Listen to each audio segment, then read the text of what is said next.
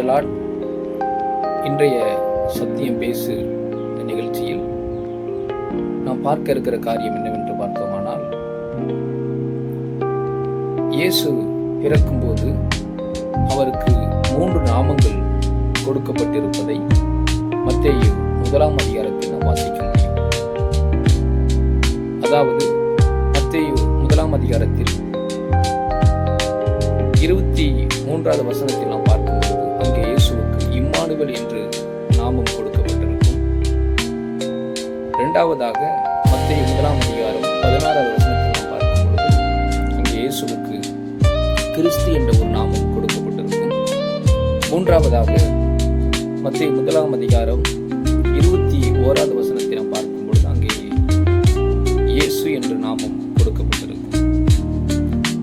மத்தேயு 1 அதிகாரத்தில் இயேசுவின் பிறப்பை அறிவிக்கிற அந்த அதிகாரத்தில் அவருக்கு 3 நாமங்கள் கொடுக்கப்பட்டிருப்பதை நாம் பார்க்க முடியும்.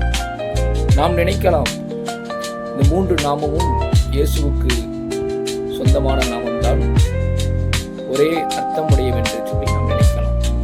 ஆனால் இந்த 3 நாமங்களுக்கும் 3 விதமான அர்த்தங்கள் இருக்கிறது நாம் இன்றைக்கு பார்க்க போகிறோம். முதலாவது, இந்த இம்மானுவேல் என்ற நாமம்.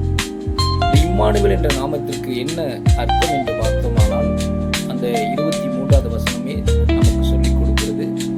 இம்மானுவேல் என்பதற்கு தேவன் நம்மோடு என்று அர்த்தம் என்பதாக சொல்லப்பட்டிருக்கிறது.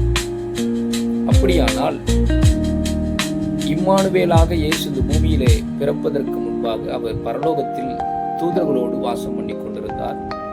அந்த தெய்வம்தான் இந்த பூமியிலே மனிதனுடைய பாவங்களை மன்னிப்பதற்கு இந்த பூமியிலே மனிதனாக பிறந்தார் என்பதை அடையாளப்படுத்துவதற்காகத்தான் தேவன் நம்மோடு, அதாவது மனிதனோடு அவர் மனிதனாக பிறந்திருக்கிறார் என்பதை அடையாளப்படுத்துவதற்காக இந்த இம்மானுவேல் என்ற நாமம் அவருக்கு கொடுக்கப்பட்டிருக்கிறது.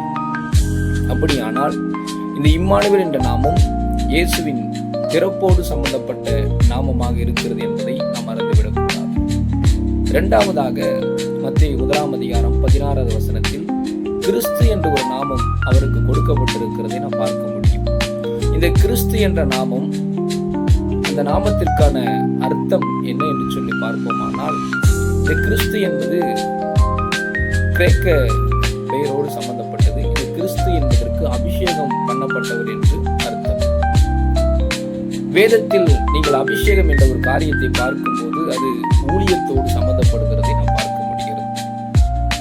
அப்ப கிறிஸ்து என்பது அபிஷேகத்தோடு சம்பந்தப்படுவர் என்பதனால் இயேசு இந்த பூமியிலே வந்து மனிதனாக பிறந்து 30 ஆண்டுகள் வாழ்ந்து 3 ஆண்டுகள் ஊழியம் செய்ய வேண்டும் என்பது தெய்வ திட்டம்.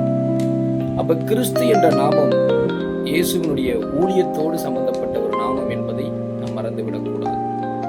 மூன்றாவதாக அதே மத்தேயு எழுதின சுவிசேஷம் 1 அதிகாரத்தில் 21வது வசனத்தில் அவருக்கு இயேசு என்ற நாமம் சூட்டப்படுகிறதை நாம் பார்க்க முடிகிறது.